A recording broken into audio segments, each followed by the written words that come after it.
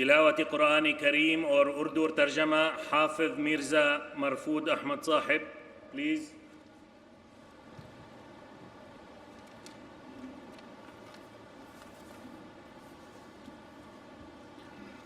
अस्सलाम वालेकुम रहमतुल्लाह।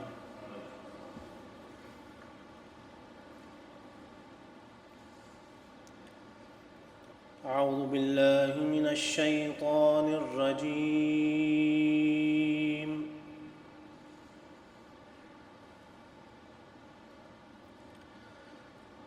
बिस्मिल्लाहिर रहमानिर रहीम।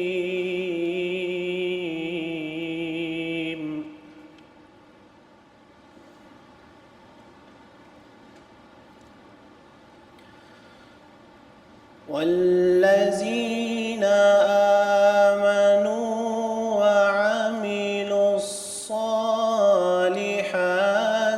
सनुदखिलुहुम जन्नात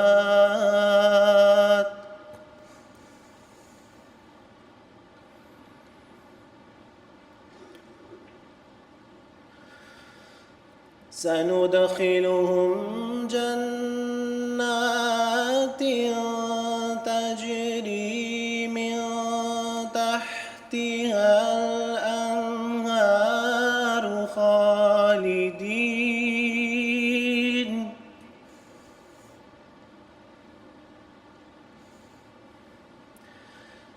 تجري من تحتها الأنهار خالدين فيها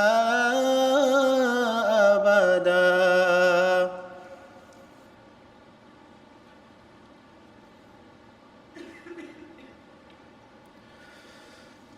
لهم فيها أزواج مطهرة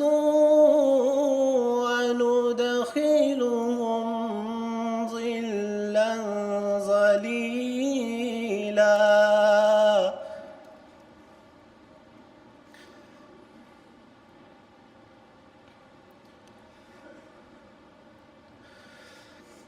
إن الله يأمركم أن تؤدوا الأمانات إلى أهلها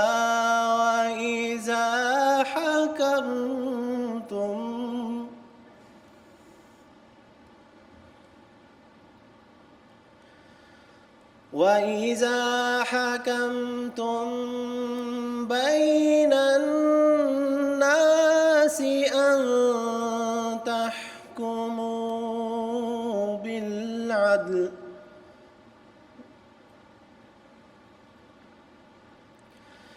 إن الله نعم ما يعظكم به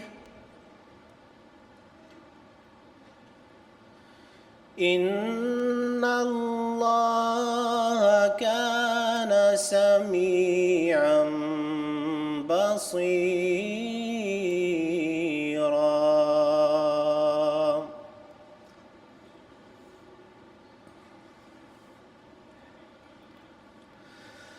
يا أيها الذين آمنوا أطيعوا الله وأطيعوا الرسول وأولي الأمر منكم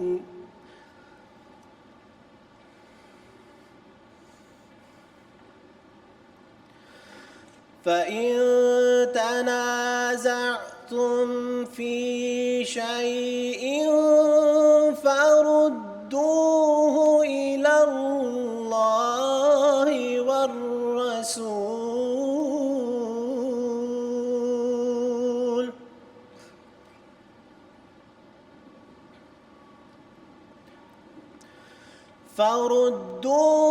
إلى الله والرسول إن كنتم تؤمنون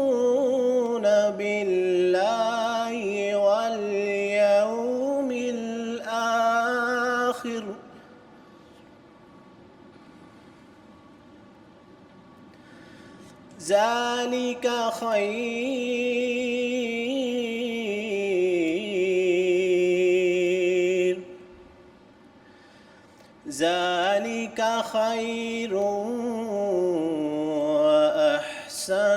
تأويلا۔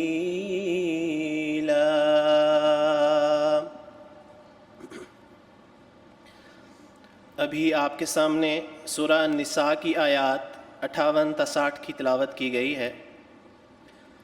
اب ان آیات کریمہ کا اردو ترجمہ بیان فرمودہ حضرت خلیفۃ المسیح الرابع رحمہ اللہ تعالی پیش خدمت ہے۔ اللہ کے نام کے ساتھ جو بے انتہا رحم کرنے والا، بن مانگے دینے والا اور بار بار رحم کرنے والا ہے۔ اور وہ لوگ جو ایمان لائے اور نیک اعمال بجا لائے، ان کو ہم ضرور ایسی جنات میں داخل کریں گے جن کے دامن میں نہریں بہتی ہوں گی، وہ ان میں ہمیشہ ہمیش رہنے والے ہیں۔ ان میں ان کے لیے پاک بنائے ہوئے جوڑے ہوں گے اور ہم انہیں گھنے سایوں میں داخل کریں گے۔ یقیناً اللہ تمہیں حکم دیتا ہے کہ تم امانتیں ان کے حقداروں کے سپرد کیا کرو، اور جب تم لوگوں کے درمیان حکومت کرو تو انصاف کے ساتھ حکومت کرو۔ یقیناً بہت ہی عمدہ ہے جو اللہ تمہیں نصیحت کرتا ہے۔ یقیناً اللہ بہت سننے والا اور گہری نظر رکھنے والا ہے۔ اے وہ لوگو جو ایمان لائے ہو، اللہ کی اطاعت کرو اور رسول کی اطاعت کرو اور اپنے حکام کی بھی۔ اور اگر تم کسی معاملہ میں اولو الامر سے اختلاف کرو تو ایسے معاملے اللہ اور رسول کی طرف لوٹا دیا کرو، اگر فی الحقیقت تم اللہ پر اور یوم آخر پر ایمان لانے والے ہو۔